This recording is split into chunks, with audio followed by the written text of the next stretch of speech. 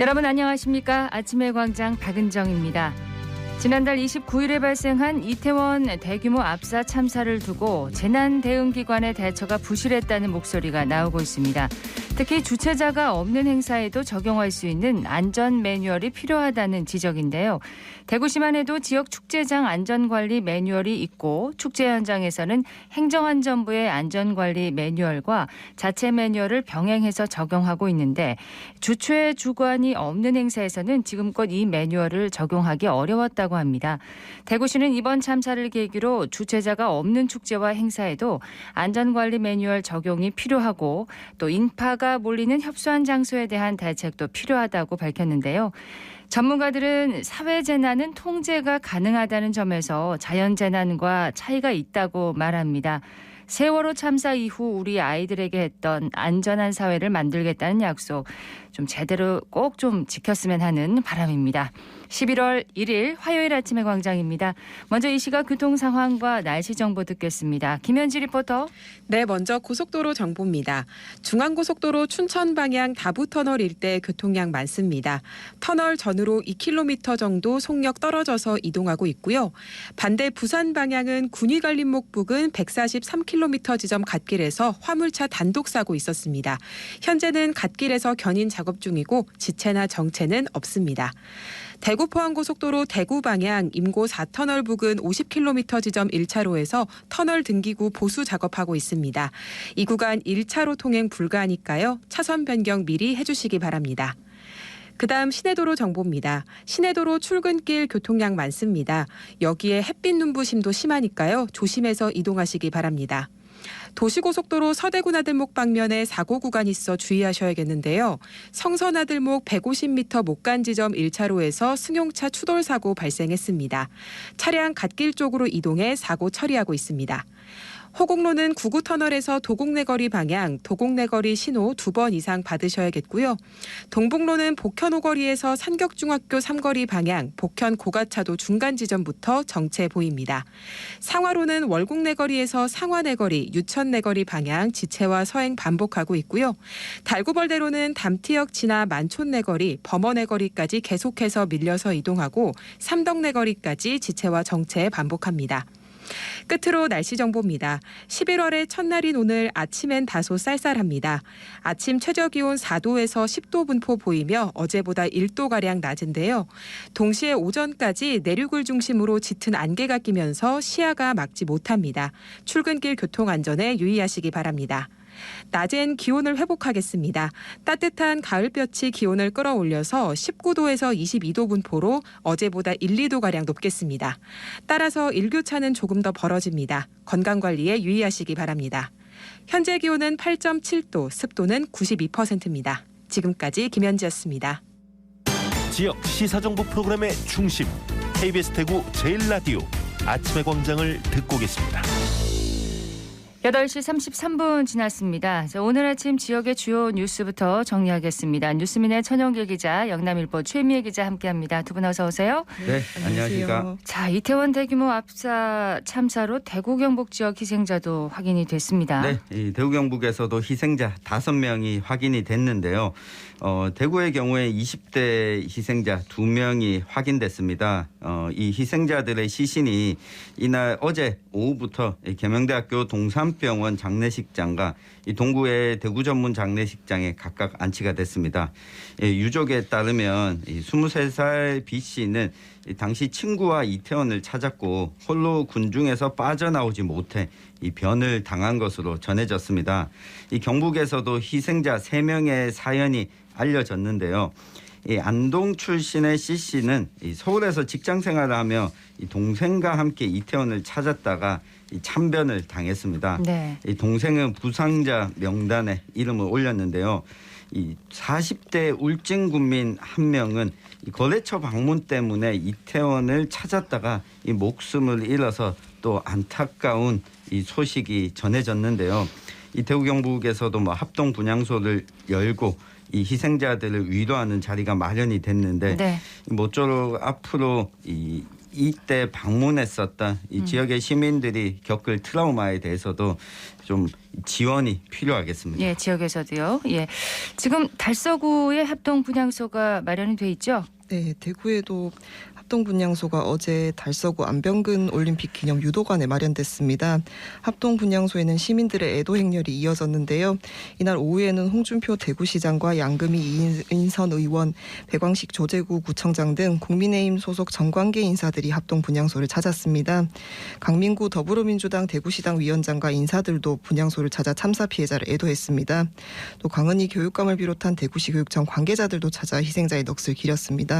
합동분향소에서 홍 시장은 예기치 못한 어처구니 없는 참사라고 생각한다며 정부 방침에 따라 피해를 당한 대구 시민들에 대한 지원 문제를 해결하겠다고 말했습니다. 네. 그리고 강은희 교육감은 두 번 다시 이런 참사가 일어나지 않도록 현장에서 교육적인 부분을 더 살펴보겠다고 했습니다. 경상북도는 어디에 설치가 돼 있나요? 네, 합동분향소. 경북도는 도청 동락관 1층에 합동분향소를 설치했는데요.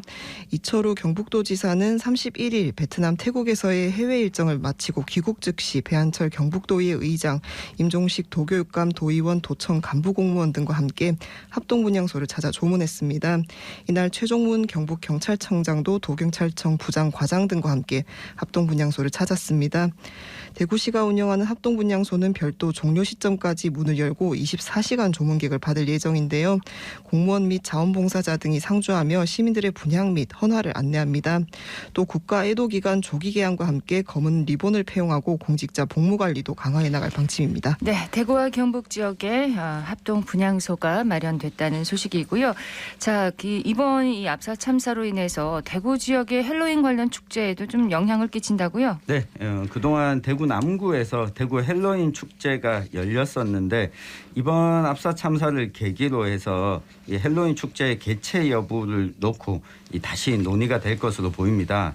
이 대구 남구청이 그동안 직접 운영을 해왔는데 2018년, 19년 2년 동안 축제가 열렸지만 이 코로나19 확산으로 2020년부터 2년 동안은 축제가 취소됐습니다. 네. 이 거리두기가 완화되고 3년 만에 올해 또 헬로윈 축제가 열렸는데 이태원 대규모 압사 참사로 둘째 날 행사가 전면 취소되면서 반쪽으로 마무리가 됐습니다.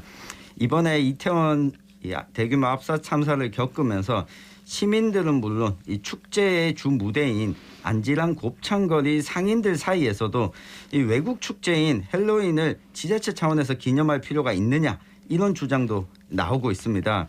일각에서는 대구 헬로윈 축제 대신에 안지랑 곱창거리의 특색에 맞는 행사로 좀 바꾸자는 이야기도 나오고 있는데요. 이 대구 남구청도 이번에 일어났던 사건의 문제점에 공감을 하면서 이 향후 축제 운영 방안을 놓고 네. 고민을 하고 있다고 합니다. 일단 내부적인 검토 후에 이 내년에 축제가 이어질지 밝히겠다고 하는데 이 대규모로 인파가 몰리는 축제에 대한 지자체의 고민은 이어질 것으로 보입니다. 축제 자체의 그 의미를 좀 찾는 것도 필요할 것 같습니다. 이 축제가 과연 필요한지요. 맞습니다. 이게 예. 전국 곳곳에서 열리고 있다 보니까 지역의 특색을 살릴 수 있느냐라고 하는 주장도 어느 정도 일리가 있어 보입니다. 네, 지역 소식은 여기까지 정리를 하고 이슈 토크로 넘어가도록 하겠습니다. 오늘 짚어볼 이슈는 뭔가요? 네, 이 봉화 아연 채굴광산에서 매몰 사고가 발생한 지 일주일이 됐습니다. 현장에서는 여전히 구조 작업이 진행되고 있는데 이 구조 작업이 늦어지는 이유 그리고 또 반복되는 광산 사고를 예방하기 위해선 어떤 대책이 좀 필요한지 짚어보겠습니다. 네, 사고가 난 지 지금 일주일이 됐는데 구조 작업이 진행되고 있습니다. 사고 개요를 일단 정리를 좀 해주시죠. 네, 봉화 광산 매몰 사고는 지난달 26일 오후 6시쯤 봉화군 제3면 아연 채굴광산 제1수직갱도에서 토사 약 900톤이 수직 아래로 쏟아지면서 발생했습니다. 이 사고로 50대와 60대 광부 2명이 고립됐는데요. 다른 광부 5명 가운데 2명은 사고 당시 지하 30m 지점에서 작업하다가 이상 신호를 감지하고 26일 오후 8시쯤 자력으로 탈출했고요.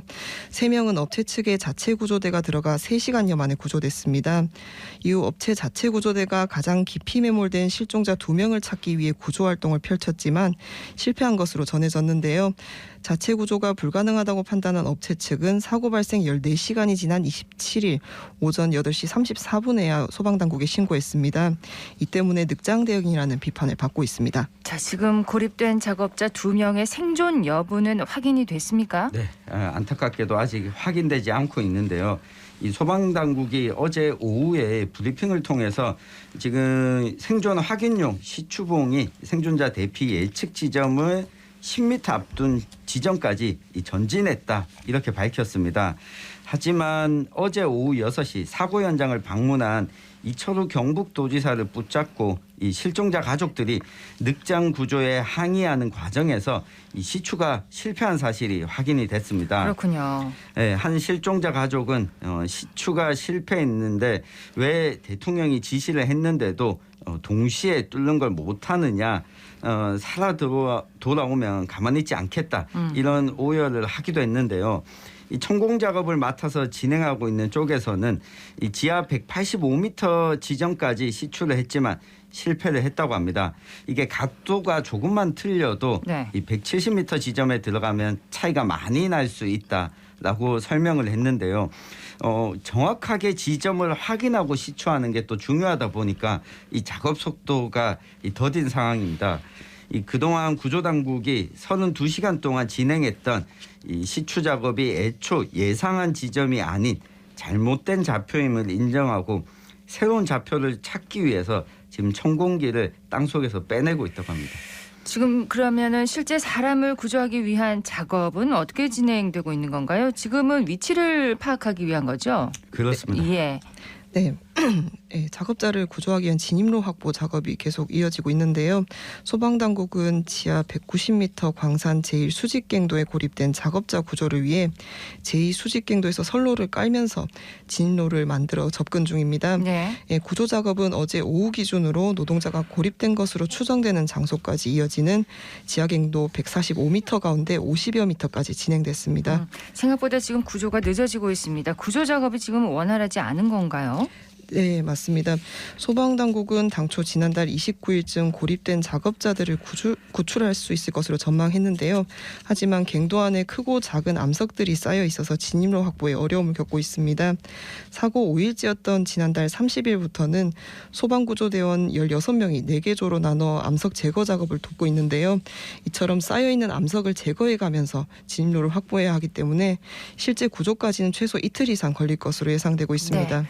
지금 16명이 4개조로 나눠서 이제 암석 제거 작업을 돕고 있다 이렇게 얘기를 하셨는데 좀 더 많은 사람들이 들어가서 작업을 하면 좀 더 빨리 작업자들을 구조할 수 있는 건 아닐까 이런 생각이 들거든요. 네, 확보 중인 진입로 자체가 공간이 좁은 소규모 갱도인데요. 그렇기 때문에 추가 인력이 투입되더라도 구조의 속도를 내기는 어려운 상황입니다. 공간이 너무 좁다. 네. 자, 기다리는 가족들의 심정은 정말 얼마나 답답할까 정말 싶은데 무엇보다 가장 바라는 건 작업자들의 무사귀환 아니겠습니까? 맞습니다. 일단 생사 여부가 가장 궁금하지 않겠습니까? 그럼요. 이 소방당국에 따르면 이 대피 공간도 나올 수 있는 곳이기 때문에 물과 공기가 확보돼 있어서 생존 가능성이 있다고 보고 있습니다. 현재 구조 진입로는 이 폐갱도인 제2수직갱도 지하 140m 지점에서 이 수평거리의 1구간과 2구간으로 지금 나눠서 진행을 하고 있고요. 현재 1, 2구간의 선로가 지금 연결된 상태입니다. 이 대피 예측 지점까지는 아직 이 90여 미터가 남은 상황인데요. 연락이 두절된 이 두 작업자가 사고 전에 커피 믹스 가루와 또 20리터 물 절반가량을 채우고 지하에 들어간 것으로 전해지고 있습니다. 그러다 보니 물을 가지고 갔고 네. 최소한 그 공기, 숨을 쉴 수 있는 공간만 확보된다면 이 생존 가능성은 매우 좀 높다고 보고 있는데요. 이 1995년에 삼풍백화점 붕괴 사고 당시에 사고 발생 17일 만에 구조된 이들도 있었고 10일 이후에 구조된 생존자도 3명이나 있었습니다. 네. 또 광산에서도 1967년에 이 청양에서 매몰 사고가 있었는데 이 당시에도 15일 8시간 16일 만에 구조된 이 구조자도 있었기 때문에 아직 희망의 끈을 놓을 때가 아닌 것으로 보여집니다. 이 다만 작업자들이 지금 구조 예정 지점에 있지 않고 다른 곳에 매몰돼 있어서 시간이 네. 좀 길어진다면 이 상황은 좀 달라질 수 있습니다. 어쨌든 지금 시간이 정말 중요할 것 같은데 지난 8월에도 이 업체에서 사고가 났다면서요? 네, 맞습니다. 지난 8월에는 이 채굴업체가 담당하는 다른 갱도에서도 붕괴 사고가 나 한 명은 구조됐지만 다른 한 명은 숨졌습니다. 이 때문에 중대재해처벌법 적용 대상으로 조사를 받던 중 또 사고가 발생한 것인데요. 불과 2달 사이 같은 채굴업체에서 매몰 사고로 사상자가 발생하면서 작업장 안전관리에 대한 비판이 나오고 있습니다. 네, 8월에 이런 그 사고가 또 있었는데 네. 연달아서 또 일어난 거잖아요. 보다 안전한 작업 환경을 만드는 노력이 정말 필요해 보이는데 자체 노력만으로 안 된다면 법적으로라도 규정을 좀 강화해야 하지 않겠습니까? 네, 최근에 10년 동안 국내 광산의 재해 사고가 350건이었습니다. 이 가운데 65%가 작업자가 숨지거나 중상을 입은 사고였는데요. 이 전문가들은 80년 이상 된 광산에서는 이 풍화 단층 작용으로 안반이 약해질 수 있는 만큼 이 갱도에 대한 안전 조치를 강화해야 한다고 지적을 하고 있습니다. 이 현재 광산안전법에는 지지대 설치에 대한 세부 규정이 없거든요. 이 부분에 대한 보완이 좀 이루어져야 한다. 그러니까 지지대를 어느 정도 강도로 설치하고 어떤 자재를 사용하고 이 부분이 규정으로 마련돼야 된다는 건데요. 참 중요한 부분일 것 같은데요. 맞습니다. 이 지지대가 제대로 설치되지 않으면 이와 같이 이 붕괴, 매몰이 일어날 수 있기 때문인데요. 이 광산의 안전을 관리 감독하는 인력 확충도 필요하다고 입을 모으고 있습니다. 현재 산업통상자원부 소속 광산안전관 7명이 경북 봉화와 울진, 강원도의 광산 170여 곳을 한꺼번에 맡고 있습니다.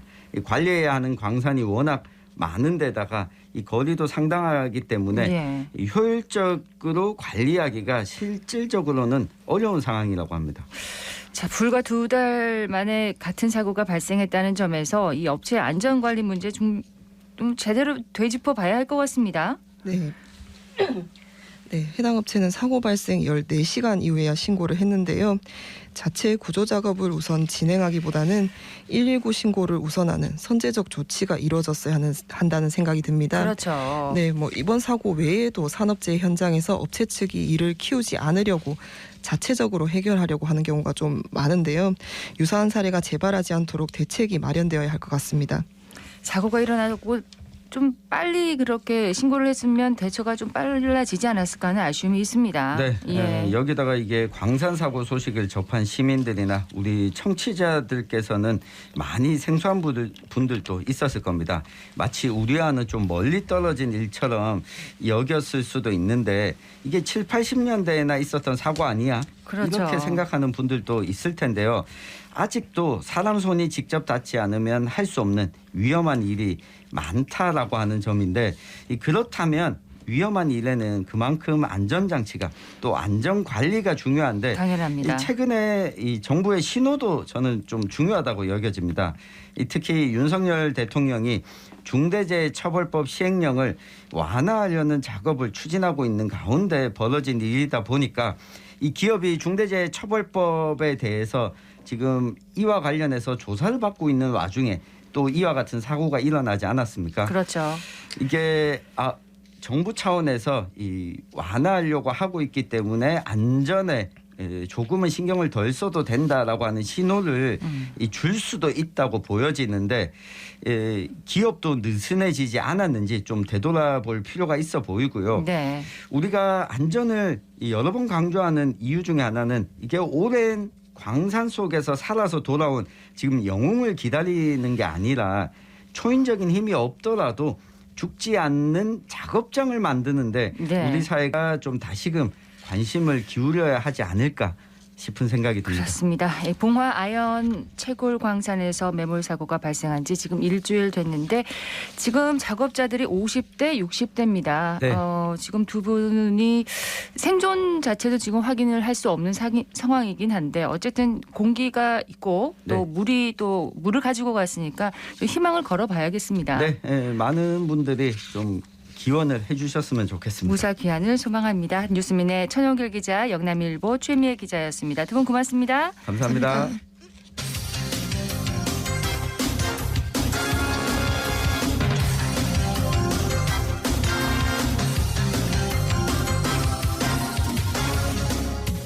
화요일 아침의 광장입니다. 8시 50분 향하고 있습니다. 민선 8기에 들어서면서 홍준표 대구시장이 이 미래산업 재배치를 역점 사업으로 추진하고 있습니다. 이런 분위기를 타고 엑스코에서 지난주 목요일부터 토요일까지 2022 대구국제 미래 모빌리티 엑스포가 열렸는데요. 자, 현장에 서유리 리포터가 다녀왔다고요? 네, 올해로 6회째를 맞이한 2022 대구 국제 미래 모빌리티 엑스포에는 4월 동안 6만여 명이 다녀갔는데요. 전기차와 자율차, 완성차 전시는 물론이고 모터와 배터리 같은 모빌리티 핵심 부품과 신기술까지 경험할 수 있는 행사였습니다. 미국과 독일 등 18개 나라에서 온 바이어가 참여한 수출 상담회에서는 1억 2,400만 불, 한화로 1,761억 원의 현장 계약을 체결했는데요. 현장 소리와 함께 대구시 미래 모빌리티과 서영주 주무관에게 행사 이야기 들어봅니다.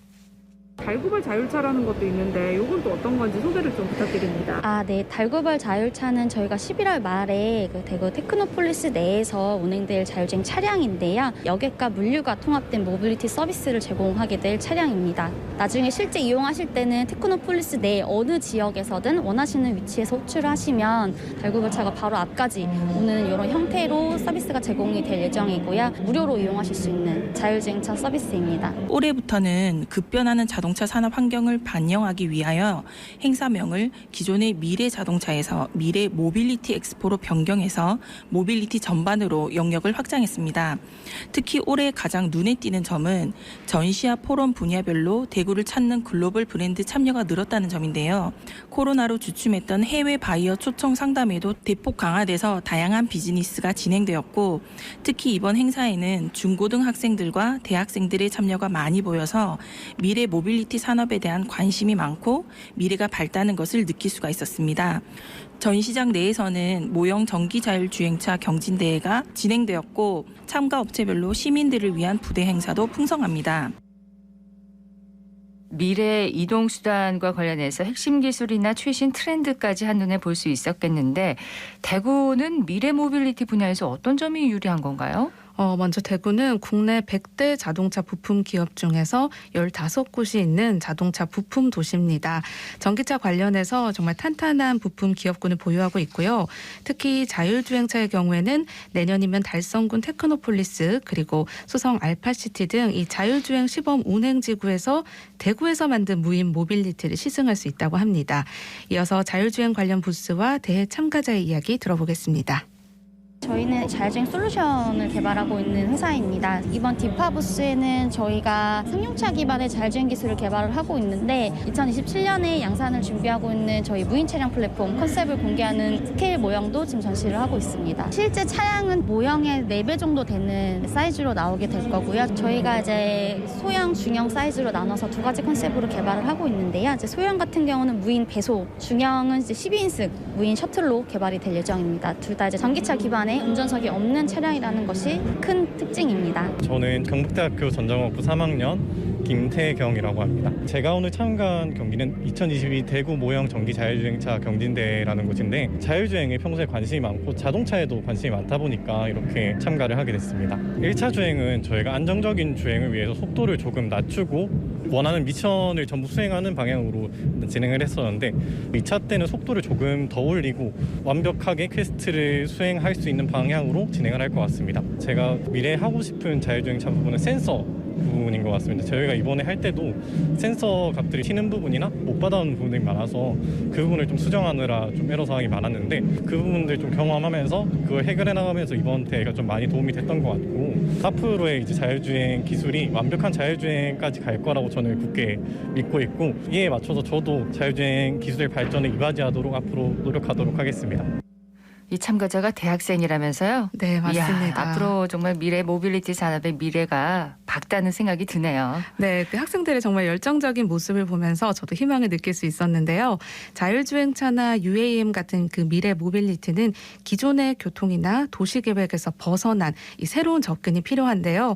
대구는 대구 경북 통합 신공항 건설 그리고 K2 후적지 개발을 추진 중인 만큼 이런 프로젝트와 잘 연계한다면 앞으로 미래 모빌리티 산업의 발전 가능성은 무궁무진할 것 같습니다. 네, 방문객들의 이야기도 들어볼게요. 자동차 관심 많아가지고 자율주행 차량이라 미래 모빌리티 차량 같은 거에 관심이 있어서 한번 구경하러 왔고, 되게 다양한 기업들에서 좋은 제품들 많이 만나볼 수 있어서 좋았고 나중에도 전기차 꼭 사서 타보고 싶습니다. VR로 체험할 수 있는 게 있었는데 자율주행을 간접적으로 체험해볼 수 있는 그런 체험장이 있어서 되게 인상 깊었습니다. 평소에 2차 전지나 새로운 기술 이런 모빌리티에서 관심이 많아가지고 방문하게 되었습니다.